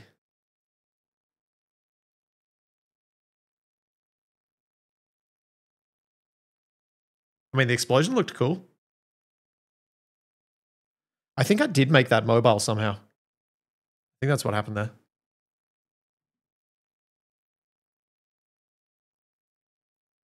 Thank you, Blazer, for the Prime sub, Solnikar for the Prime sub, and for the cool prints, 3D print croissant and Fightertron. Thank you, Daddy Ken, for the 6 months. Thank you, Bartman, for 15 months. Or 28 months, rather. Thank you, Andy, for 13. Lucky. And thank you, Zuriel, for 31 months. Thank you, Bartman, for... Wait. Bartmans are in here. Oh, there are 2. That's confusing.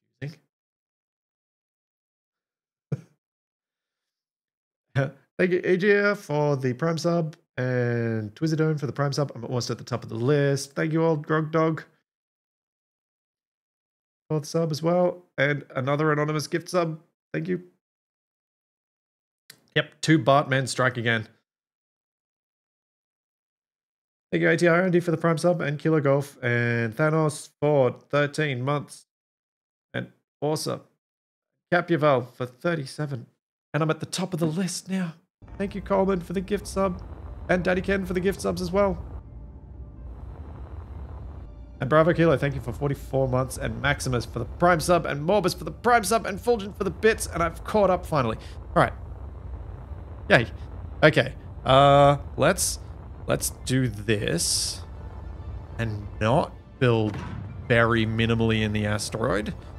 Because I think we all know that's probably not going to be a favor.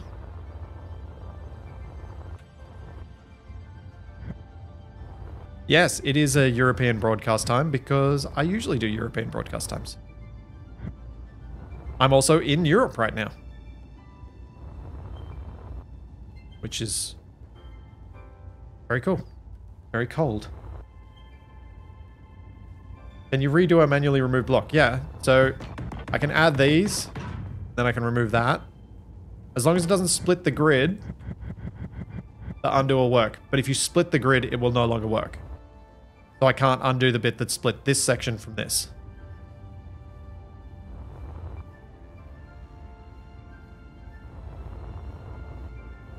Yes, indeed. It is winter here. It is cold. For my poor little Australian self. I don't want to go that far.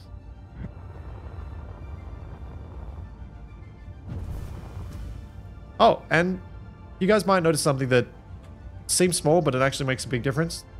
Measurements. Both numbers of blocks, but also distances.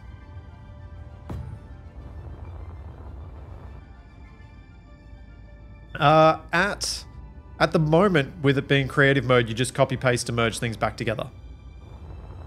I don't know anything about whether they've got plans around merge blocks or weld pad style things or what. I'm not sure what the solution for doing that in survival is going to be.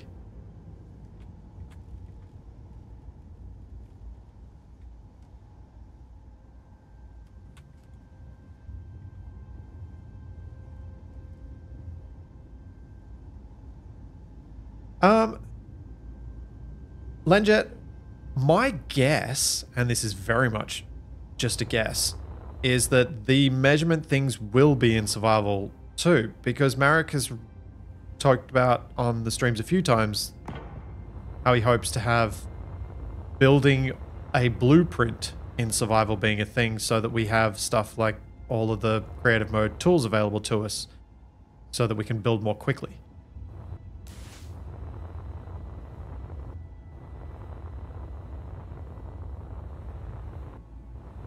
There is currently a block limit. You can see down above my hotbar on the right, we've got 166,260 PCU of 400,000 used. The limits there are, I believe, work in progress.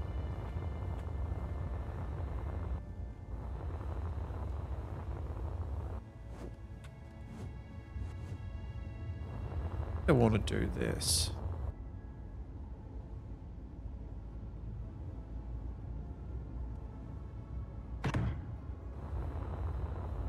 Then I will fix the railings.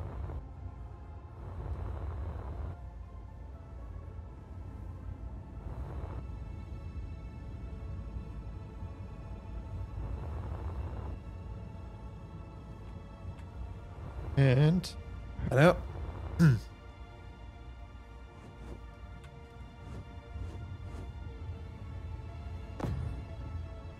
SE2 garbage truck when? When they give us rotors, hinges, pistons, wheels. Those are all things I need to make that work. Although, there is something I kind of want to try and do tonight. Which I think would be kind of fun to mess with. Which is see what we can mess around with in terms of two grids interacting with one another.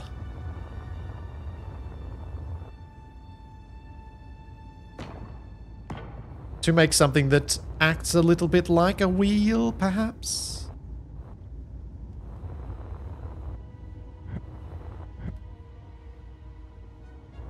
I might use spectator here. I can't get my character in where I need it. Thanks, Fulgent. Thank you, Coleman. Oh, so let's just go. I think it's in settings. No, it's in help. So, camera mode switch. Spectator mode, F8. Switch to character, F6. Teleport spectator to character. Control F8. Teleport character to spectator. Control space. Because my character is away from my spectator cam, I can now bring my spectator cam to my character. That's what I was talking about earlier, and I think for people who mess around with spectator cam a lot for getting screenshots and the like, it's going to be a massive, massive gain. There's also another cool little thing that feels small but actually can make quite a big difference for those who like to do screenshots. It's this. We go to display. Is it display? No, graphics. No. Game? Game.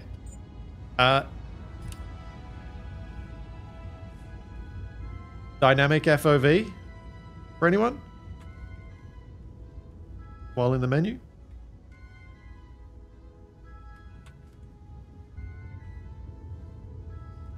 Controls are not able to be remapped at this stage, but I get the impression that they're going to be as they get reworked and improved and changed stuff. Gonna go some yellow.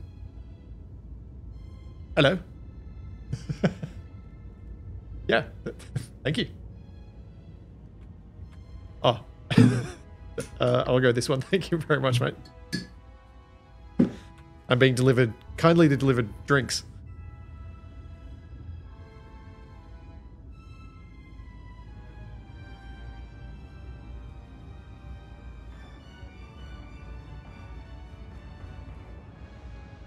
Yeah, the reflections are also something that I think are going to improve over time when I asked about it.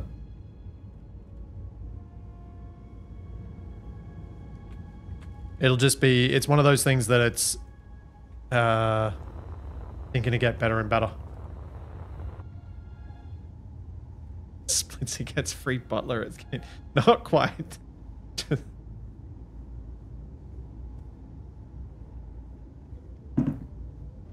Fix the center pipe. Fix the center pipe.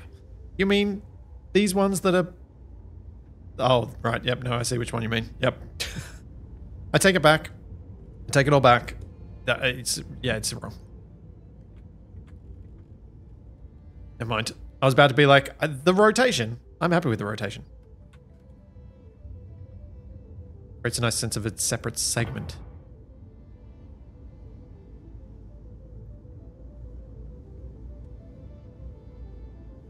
Have removed the back wall instead of rotating the piece.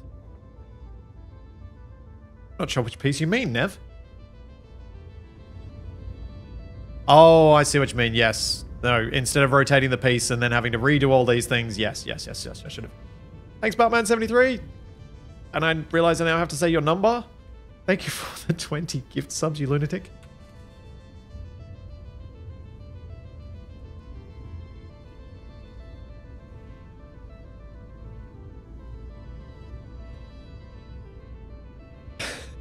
Yeah, Reaper Fire, I think a few of the devs might be downstairs listening to some of this.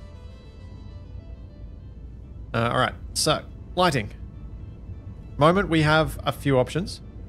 of these little guys, which I can't place on the windows directly, but since I don't want to place them on these segments in between, I'm going to use the detailing blocks and put a line through here.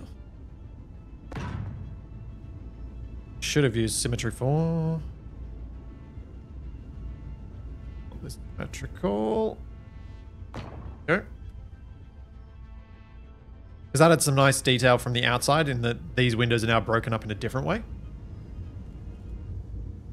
It's not too late to use symmetry. Yeah, it's never too late to use symmetry. Fine.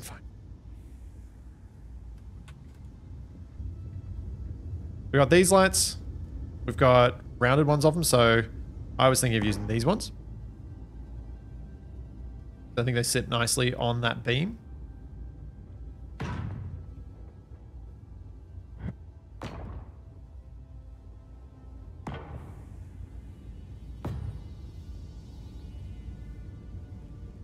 Like so.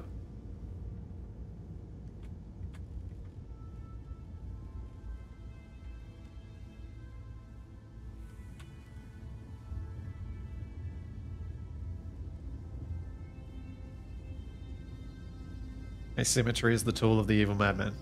Yeah. A really low powered light. Yes. Let's put some maintenance lighting in that'll add some nice mood. I think maybe let's apply some symmetry then. So T, I don't want that one. I want this one, which I want there.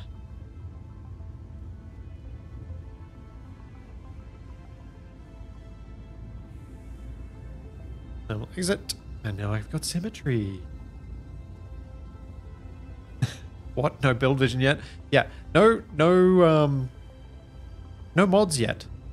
They are coming. How far away did I build that for?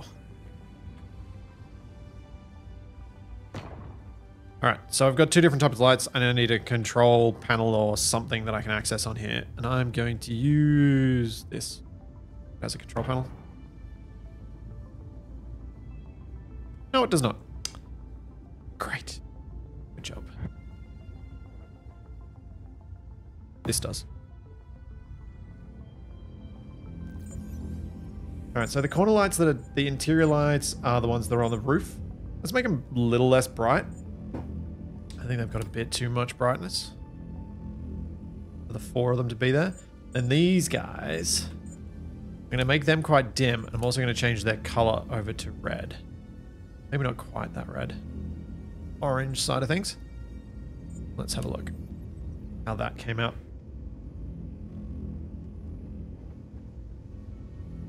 Especially if we copy this, get ourselves in the dark.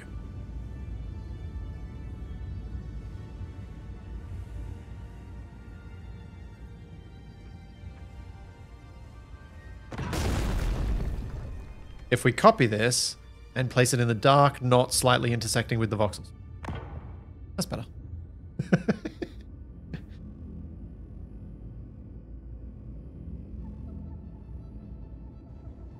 Oops, forgot to actually use my character then. That's why everything was weird.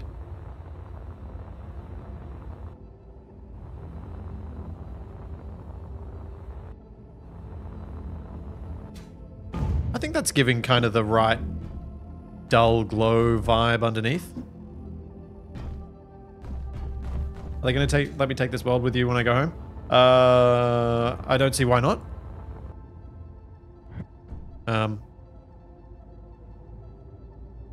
Though I might make the same mistake that I did in trying to bring my own blueprint here and actually accidentally grab the wrong one.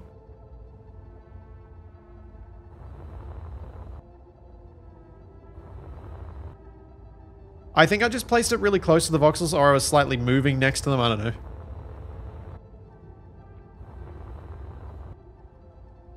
No, New God, I did send myself the blueprint of my shuttle, or what I thought was the blueprint of my shuttle, but I've actually apparently misnamed the blueprint of my shuttle, because what I sent myself was the thruster module from my shuttle. I done stuffed up. The paint gun paints the entire block, but because we have 25 centimeter cubes, it's not really the same issue it once was.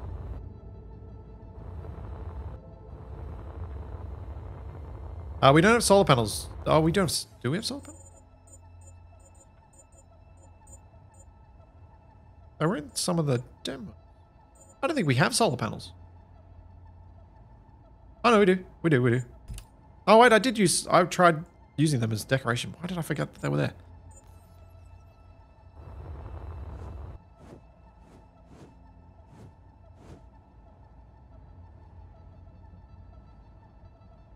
Okay, so it fits perfectly in between, which means we need just a couple of detail blocks.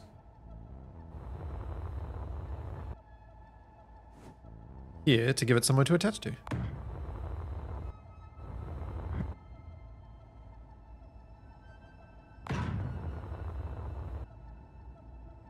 And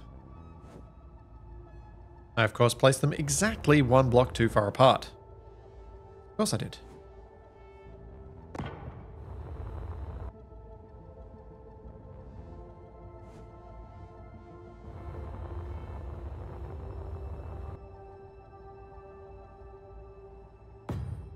There we go. So that can sit reasonably neatly up there. Yeah, green for connection, red for not. So if I bring this down again, you can see when it's over the blocks at the edge, where it's not on the glass, because the glass doesn't contain an attachment point, it will attach to those blocks. Which is a really clean visualization of whether you're placing the block where you want it. And that it fixes it to this plane, so I can even move it around to this other side and know that it's still in the right height.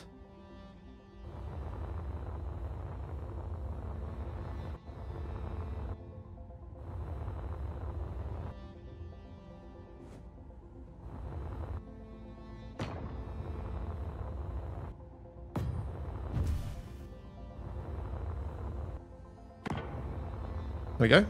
Nice little corridor segment. That solar panel can make a cool pool table. Yeah, kind of could. Absolutely.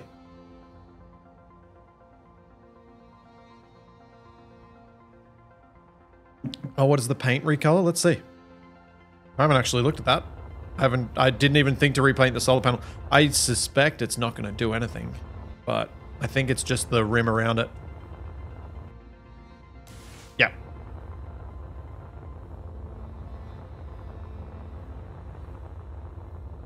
Don't mind that in yellow.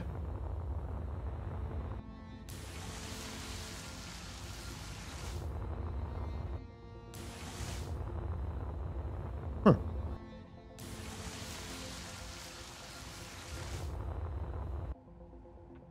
Yeah.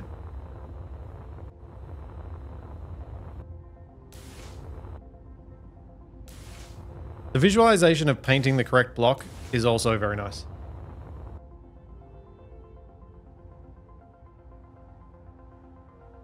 Angry Dave, it's not a mod in SE1 that allows you to color solar panels. It is a DLC block that allows you to have fully colorable panels. Can you undo painting? Not yet is, I believe, the answer. That? Not yet.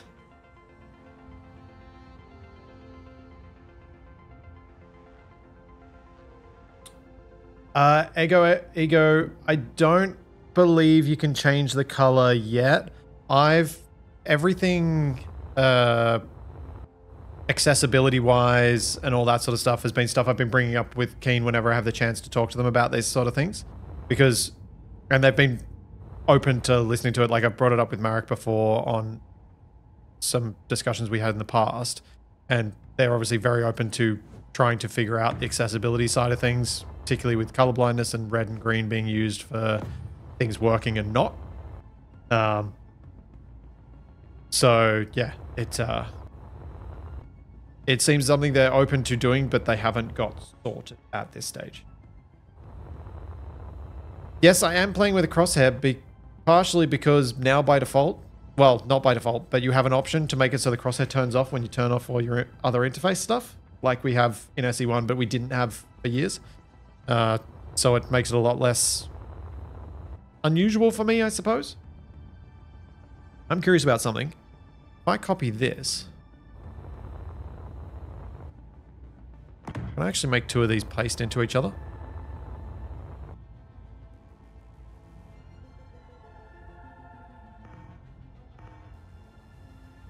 Nope. Nuts.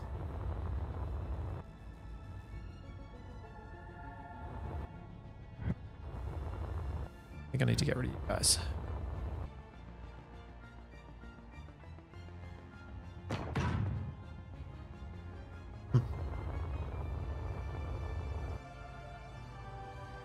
Can I give you a rough estimate on how long I'm going to be streaming today? No, not really.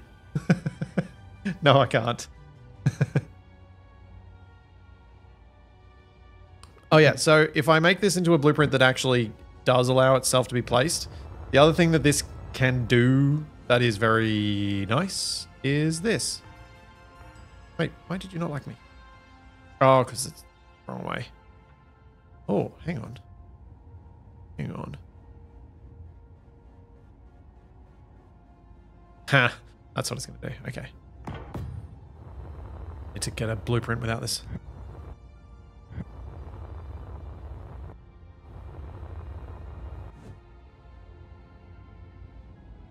So you want a really long corridor that's repeating pattern, that's something you've already designed?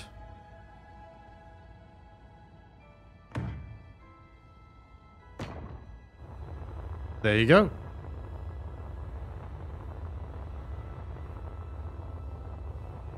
Yeah. I'm going to try the destruction tool. Yes. But this was I think I'm going to spend a lot of time messing around with different corridor designs. This is obviously a pretty rough thing just to throw together now to have a look at it. But it is something I very much want to mess around with more.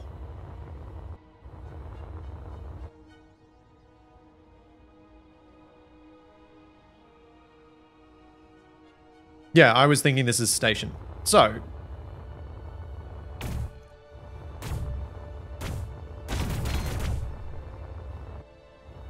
Ooh, the glass fragments really nicely.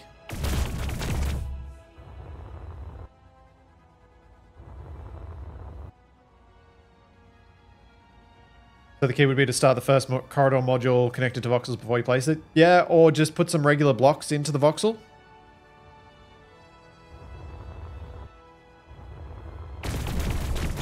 Oh yeah, I know there are ways I could make this tile more nicely.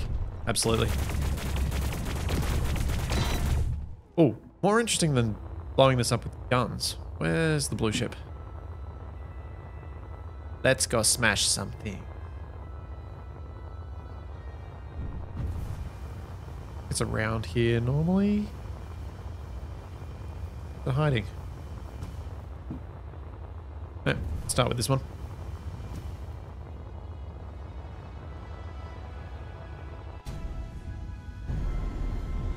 Oh, there it is.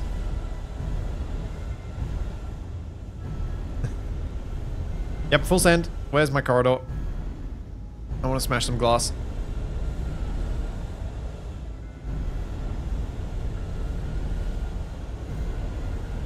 I'm not too fussed about saving a BP blueprint, honestly. I know a lot of people are very interested in the blueprint import and all that side of things for SE2, like being able to bring their SE1 blueprints in to get started quickly. I'm the sort of person that is going to use this as an opportunity to build brand new things. More than rebuilding things that I've already done. Oh. Oh. That actually does feel nice.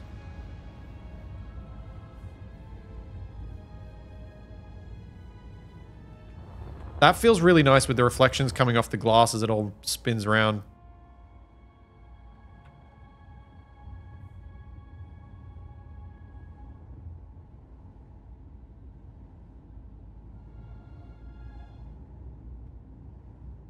Can you set thrust overrides? Don't know.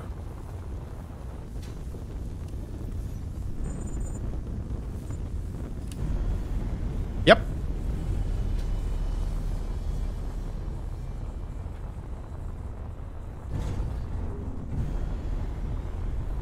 Yes, you can.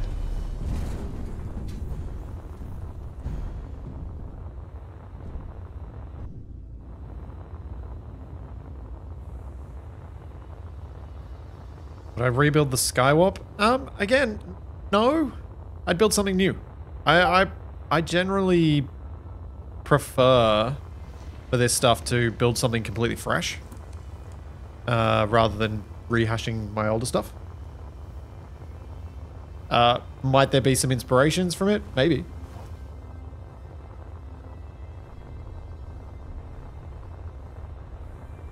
I know I'm a little bit weird with that. A lot of people are like, hey, why not? Don't you love that ship? I'm like, yeah, I do. But this is new, and new shiny needs new shiny ship.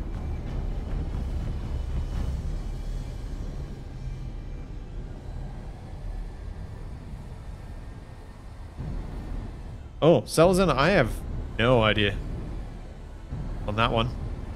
Would you be able to pick up the resources of broken blocks? I don't think so. Okay, Rezav. Yeah, you might have got me on that one. Maybe I would rebuild an RX-394 at 7. Yeah, that I'd probably do. That is probably a thing I would do. I think I probably could do it right now. I think we've got enough blocks that I could actually make it look almost the part. Oh, where'd my cockpit go?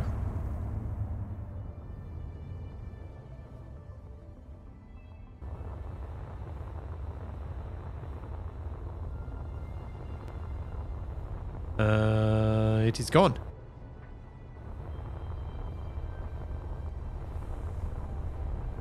No, CD Clone, no. Because survival's still a ways off, and multiplayer is even further off for SE2. So, no. I won't be... Sorry, that bug you just saw is apparently fixed. Oh, wait. Oh. I've made a non-corporeal ship.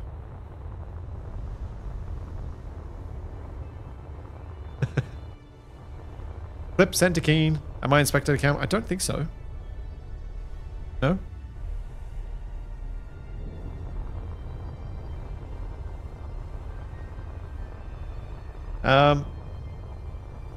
Destruction. Yeah, Delta Noob. Destruction is a lot less punishing overall. Part of the reason for that is to try and make the game more friendly to people who are just starting out. But I've asked about the safety speeds and the way that that's implemented, and it should be very easy to modify and adjust to your particular taste using mods.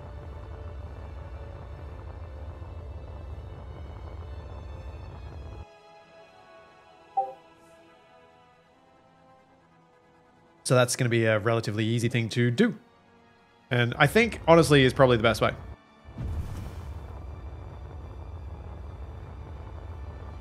The jetpack's really nice. I really like the 20 meter per second limit for moving your jetpack around normally, and then that you boost to go faster. I really appreciate it. I think it makes a big difference to building around your ship, not accidentally flying into your ship at 310 meters a second.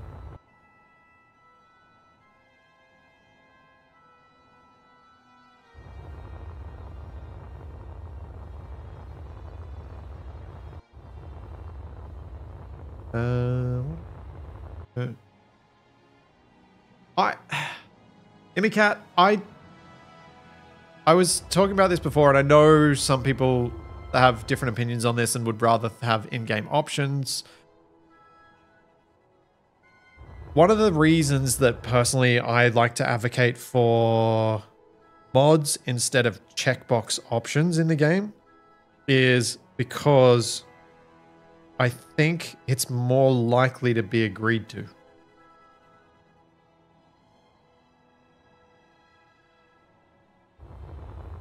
Because it's not.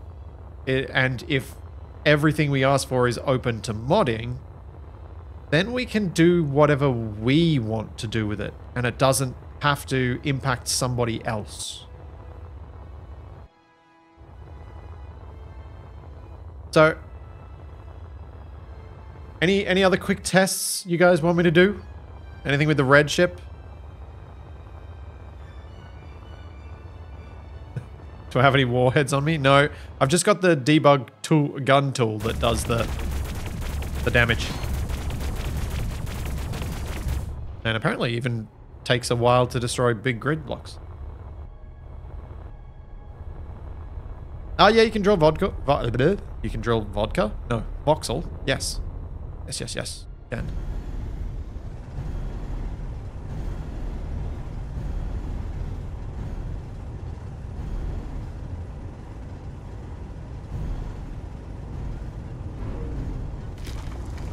Oh, and the drills look pretty cool too.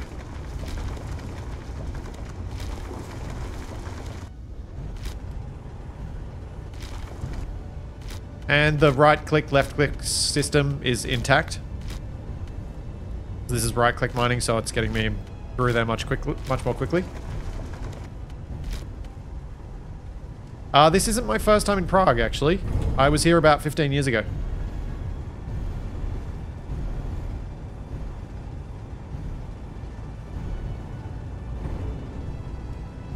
This isn't 0G. There's gravity from the station.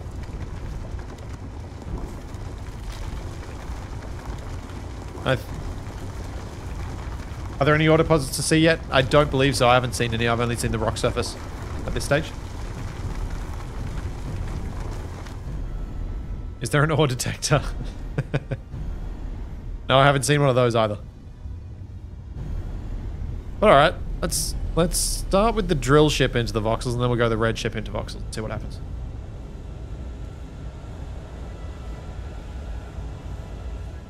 Hang on.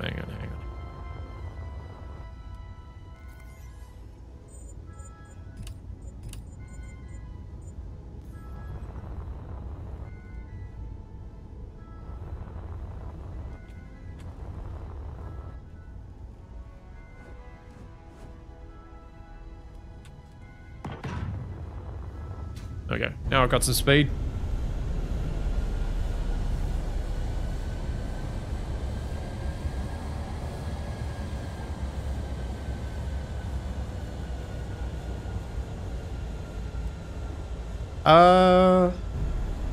Can you drill to make voxels flat? The voxel size, like the voxel grid size, is the same size as SE1, so I think we may end up with a lot of the same challenges getting things perfectly flat without using voxel hands. We'll have to see if anything better becomes an option. Blammo. Drill chunk.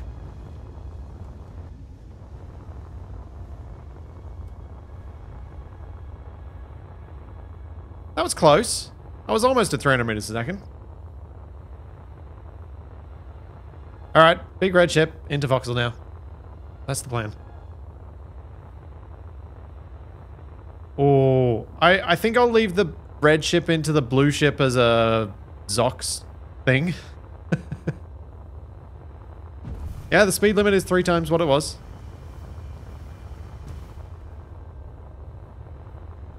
The green base into voxels. I'd have to add thrusters to it. Raz, what are you doing to me?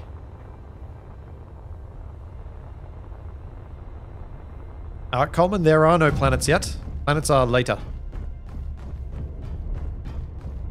Later.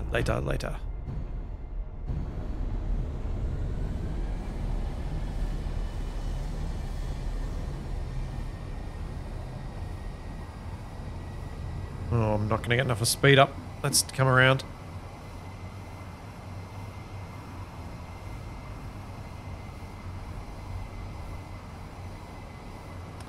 Do the thrusters have the same boost system as the astronauts? No. The thrusters just go to speed.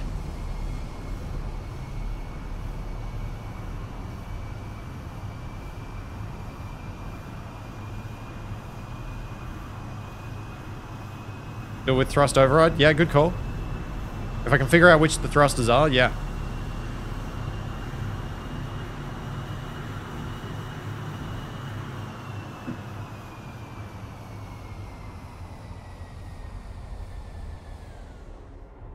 Yep, ions only so far.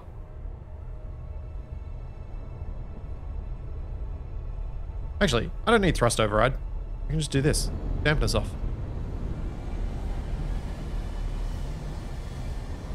Once we reach speed and I'm roughly on target, we can hop out.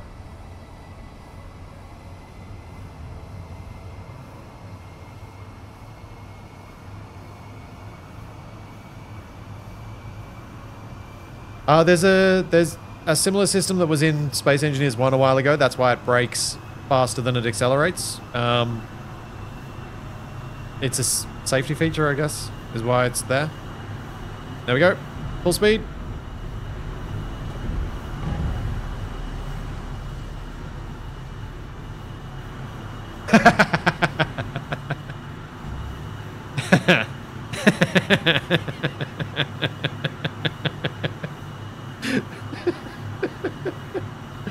Oh, that was amazing. Brilliant. Brilliant. Let's see if I can bring it around.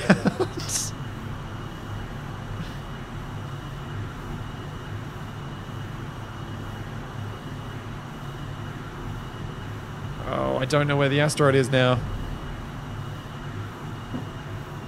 No, let's just come to a stop. Let's point at an asteroid and let's do it.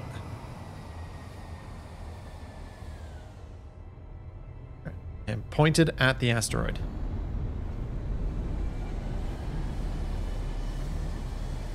Yeah, Kaylin, you can do all the usual Space Engineer stuff. You can move about the ship while it's moving, everything.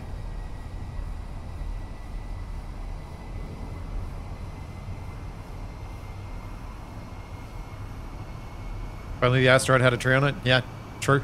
Very true.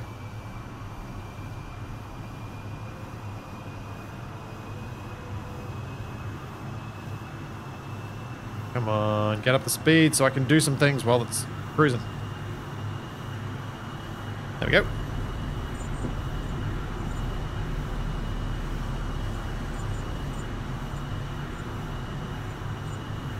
I don't think you can set up groups yet. Oh yeah, my dampeners are off, so I just got smacked out of the chair at 300 meters a second.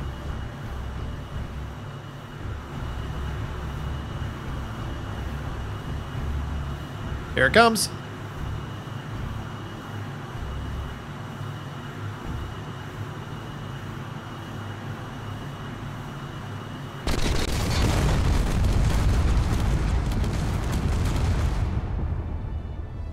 Oh, hello. Let me out.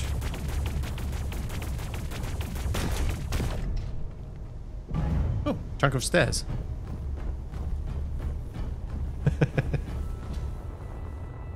There we go. So, I think I'm going to wrap up here. Instead of mucking around some more and using my sleep-deprived brain to do silly things. You guys will be able to muck around with the same stuff on Monday. And I will be back in Australia on Tuesday. So we'll be, hopefully, doing some more messing around, doing some actual building and designing of a few things and seeing what we can do at that stage. But yeah, I think for those of us who are builders, SE2 has a lot going for it at the moment because you can do some really detailed designs and that side of things. You won't be able to play with them. It'll be a lot more role playing with them at this stage. And so SE1 will be probably what, for me, is going to spend a lot more time. Something I'll spend a lot more time with. But I think there's a very real chance we're going to get something that is epic if we just keep waiting for it. But yeah, I will be hopefully back for some more streams later this week when I get back home. There's all that and plenty more to come. And I will see you then. And let's see if I can raid someone. Someone said, oh, Mr. Shack is live. Let's go raid him. Have a good one, everybody. Thanks for coming along. Get back to the game sounds. There we go. That's nice. Plan. See you, everyone. Have a good one.